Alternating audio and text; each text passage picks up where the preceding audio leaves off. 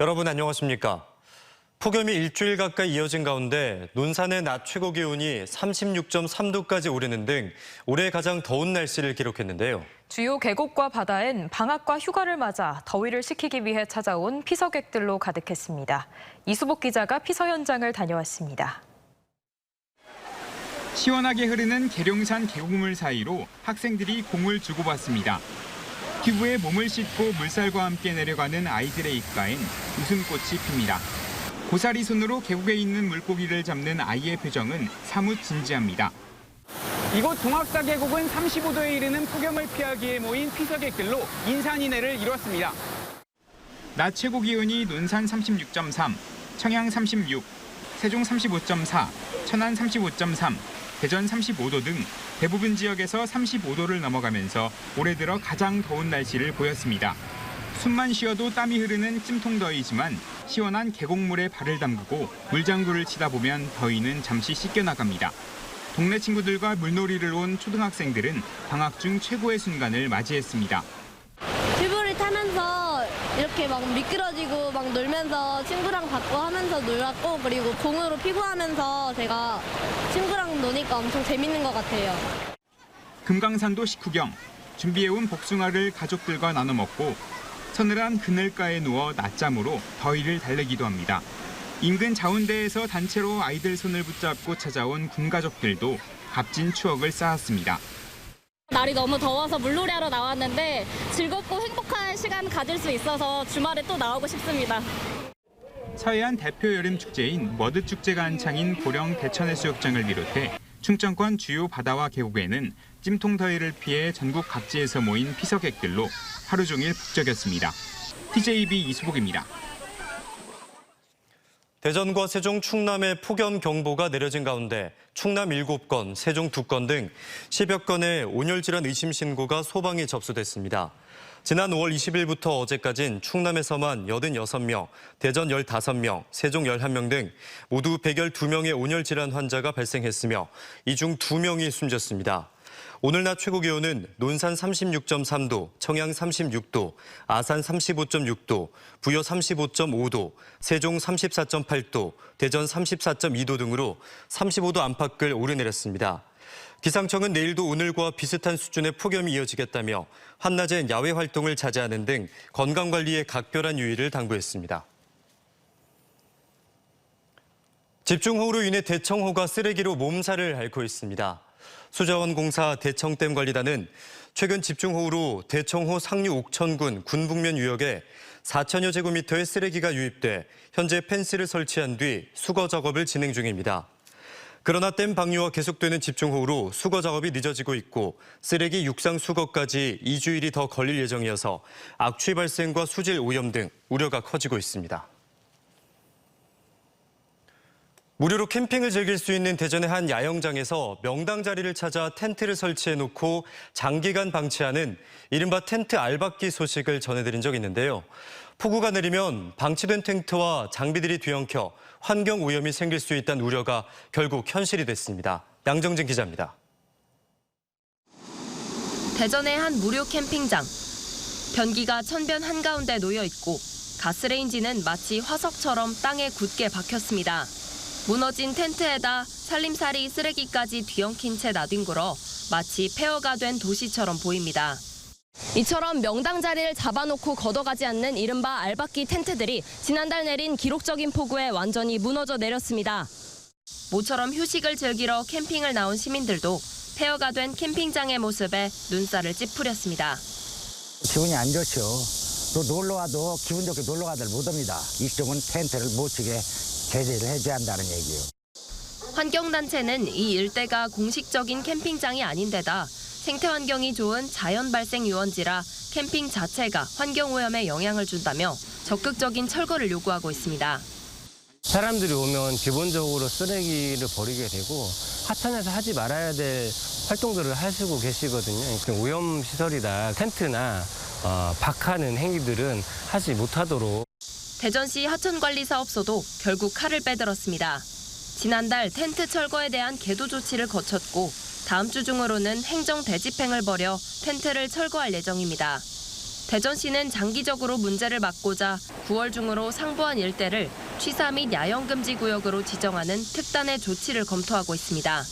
휴가철 시민들이 함께 먹고 즐기고 쉬었던 안식처가 이기적인 일부 이용자 때문에 몸살을 앓고 있습니다. TJB 양정진입니다.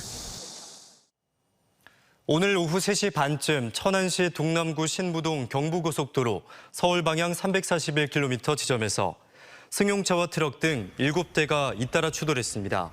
사고로 승용차 운전자 등 4명이 다쳐 병원으로 이송됐으며 고속도로 순찰대는 사고 당시 도로 정체가 심한 상태였다며 운전자 등을 상대로 정확한 사고 경위를 조사하고 있습니다. 대전시가 보문산에 케이블카와 전망타워를 설치해 보물로 만들겠다는 이른바 보물산 프로젝트에 시민단체들의 반발이 이어지고 있습니다. 보문산 개발 중단을 위한 시민단체 연합은 성명을 통해 대전시의 계획은 민관합의 내용이 묵살된 채 환경훼손과 적자 운영으로 시민들의 부담이 가중되는 고물산 프로젝트가 될 것이라 주장했습니다. 앞서 대전시는 보문산 케이블카와 전망타워 설치를 위한 민간 사업자 전국 공개 모집을 석 달간 진행하기로 했습니다. 서울 서희초등학교 교사 사망을 계기로 교권보호 대책 마련이 시급하다는 목소리가 나오고 있습니다. 세종시 교육청이 전국에서 최초로 학교별로 전담 변호사를 지정해 법률 자문을 지원하는 학교 변호사제 운영에 들어갔습니다. 장석영 기자입니다. 세종시에 있는 유치원과 초등학교, 중학교와 고등학교는 모두 147개 교. 소속된 교사만 해도 5,200여 명입니다. 그동안 이 모든 학교에서 발생하는 크고 작은 법적인 문제는 소속 변호사 2명인 법률지원단에서 처리해왔습니다. 하지만 코로나19가 해제된 이후 학교 생활이 정상화되면서 상담 건수가 급증했고 법률지원단 변호사 2명마저도 지난 3월 사표를 내 공석인 상태로 한 학기가 지났습니다. 세종시 교육청은 전국에서 처음으로 학교 변호사 제도를 도입해 해법 마련에 나섰습니다. 교육활동 침해 사안이 발생했을 경우 학교별로 지정되어 있는 전담 변호사가 법률 자문을 지원하는 겁니다. 이를 위해 유치원 담당 2명, 초등 4명, 중등 2명, 고등 2명 등 모두 10명의 변호사를 모집했습니다. 시교육청은 학교 변호사 제도가 교육활동 침해 방지를 위한 최선책은 아니지만 교사들의 즉시 대응에는 큰 도움이 될 것으로 보고 있습니다. 학교에서 교육활동 침해 사안 발생 시 법률 지원을 통해서 조기 해결될 수 있고 확산을 예방할 것으로 기대됩니다. 학교 변호사 제도의 직접적인 이용자가 될 교사들은 벌써부터 기대가 큽니다. 학생들과 함께 지내다 보면 크고 작은 일들이 끊이지 않고 사안들도 애매모호한 경우가 많은데 그동안에는 법률 자문의 문턱이 너무 높아 도움받는 자체를 포기해버렸기 때문입니다. 학교 차원에서는 대처하기가 어렵기 때문에 변호사님께 자문을 구하게 됩니다. 학교 변호사가 만약에 이렇게 제도가 실제로 운영되게 된다면 그런 부분에서 선생님들이 많은 도움을 얻고 위안을 가질 수 있을 거라고 생각합니다.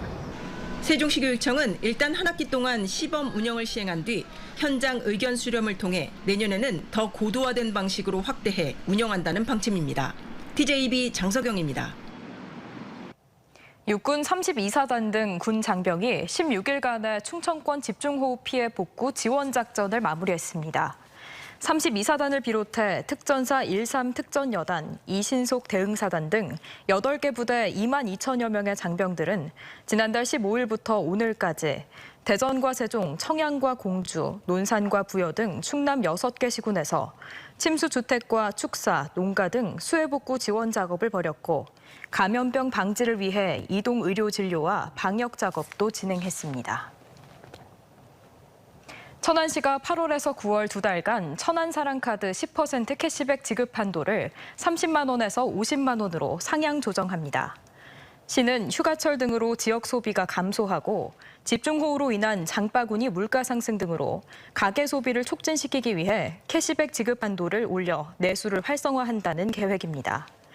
천안사랑카드 회원 수는 32만 명으로 천안시 전체 인구의 약 46%가 사용하고 있는 것으로 파악됐으며 지난해 발행액은 4,028억 원, 올해 1월에서 6월 발행액은 2,537억 원에 이릅니다. 장마가 지나고 연일 폭염이 이어지며 본격적인 여름이 다가왔습니다. 그런데 지역 농촌 곳곳에서는 가을에나 볼 수 있는 벼 수확 장면이 연출되고 있는데요. 충남도가 자체 개발한 국내에서 생육 기간이 가장 짧은 초조생종 벼를 수확하는 건데 재배 농가가 급속히 늘고 있다고 합니다. 보도에 김진석 기자입니다. 바로 옆에 논은 아직 이삭이 패지도 않았는데 이 논의 벼들은 벌써 누렇게 익었습니다.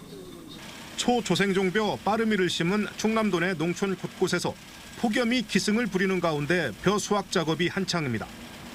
5월쯤 모내기를 한 뒤 불과 80일 만의 수확으로 충남 대표 쌀 품종인 삼광벼의 재배 기간이 130일인 점을 감안하면 50일가량 빠른 셈입니다. 수확된 벼들은 미국 종합 처리장으로 옮겨져 햅쌀로 전량 판매되는데 조생종이지만 찰기가 있고 밥맛이 좋아 재구매율도 높습니다. 이러한 일반적인 벼 품종의 경우 생육기간이 길어 1년에 한 번 수확이 가능합니다. 하지만 빠르미의 경우 조건에 따라 2모작, 3모작이 가능해 농업인들의 큰 관심을 끌고 있습니다. 재배 기간이 짧아 농자재와 인건비, 비료, 농업용수 사용량도 절감할 수 있습니다.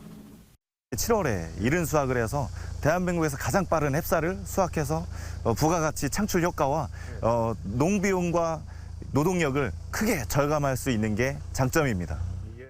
집중호우 같은 자연 재난 시기를 피해 모내기가 가능하고 여름철 풍수의 피해를 입을 경우엔 대체 작물로 경작할 수도 있습니다. 봄철 시설 재배 수박을 수확한 뒤 여름엔 빠르미, 가을에는 오이를 재배하는 방식으로 농지 활용을 높이는 농가도 이미 등장했습니다. 특히 경기도 이천쌀과 강원도 오대쌀 등 명품쌀과의 경쟁에서 밀렸던 충남쌀이 가장 빠른 햅쌀로 여름철 쌀 시장을 공략하고 있습니다.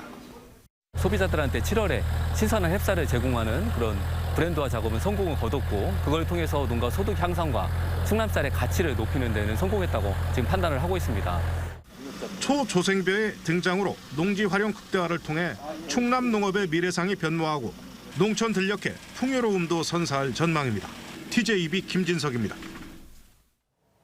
대청호 청정 지역에서 생산된 옥천 복숭아의 우수성 확보와 안정적 판로 확보를 위한 판촉 행사가 내일부터 대전시청 로비에서 열려 모레까지 이어집니다. 이번 행사는 최근 집중호우로 제15회 향수 옥천 포도 복숭아 축제 취소에 따른 직거래 판로 확대를 위해 실시됐으며 옥천구는 9월 말까지 우체국 쇼핑몰에서 온라인 축제 기획관을 운영하고 있습니다. 오는 11일부터 대전 영시축제가 시작되는 가운데 대전시가 세계대학교 기숙사를 여행 숙소로 개방하기로 했습니다.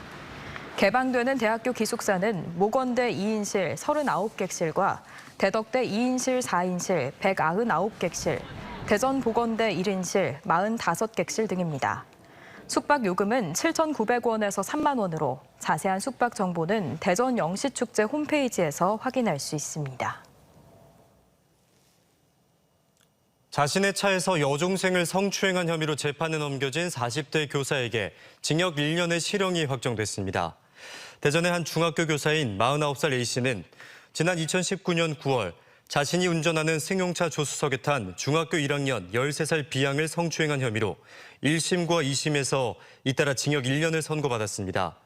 A씨는 추행한 사실이 없다는 이유 등으로 상고했지만 대법원은 판결이 타당하다고 보고 상고를 기각해 징역 1년의 실형이 확정됐습니다.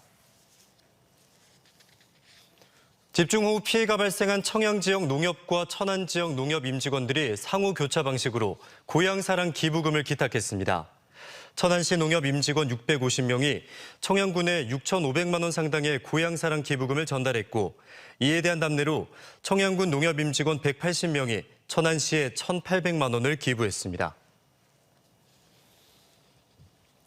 태안해양경찰서가 휴가철을 맞아 오는 6일까지 안전사고 위험 예보제 주의보를 발령했습니다. 태안해경은 최근 3년 동안 8월에 17건의 연안사고가 발생했고 이 중 6명의 사망자가 나왔는데 모두 구명조끼를 착용하지 않았다며 바닷가에서 반드시 구명조끼를 착용해달라고 당부했습니다. 대전과 충남 지역 의대에서 지역 인재 합격자 비율이 전국 평균을 밑도는 것으로 나타났습니다. 국회 보건복지위원회 자료에 따르면 충남대 의대는 올해 신입생 모집에서 113명 정원 중 지역 특별 전형으로 46명을 선발한 것을 비롯해 모두 57명의 지역 출신을 뽑아 50%의 비율을 보였으며 지역 출신 신입생 비중은 건양대 의대가 41%, 을지대 43%, 순천향대 44% 등이었습니다. 이는 전국 평균 지역 출신 의과대 합격자 비율인 52%보다 크게 낮아 의사들의 수도권 이탈을 막고 지역사회에 뿌리 내릴 수 있도록 도입한 지역인재 특별전형 확대 등이 필요한 것으로 분석됐습니다.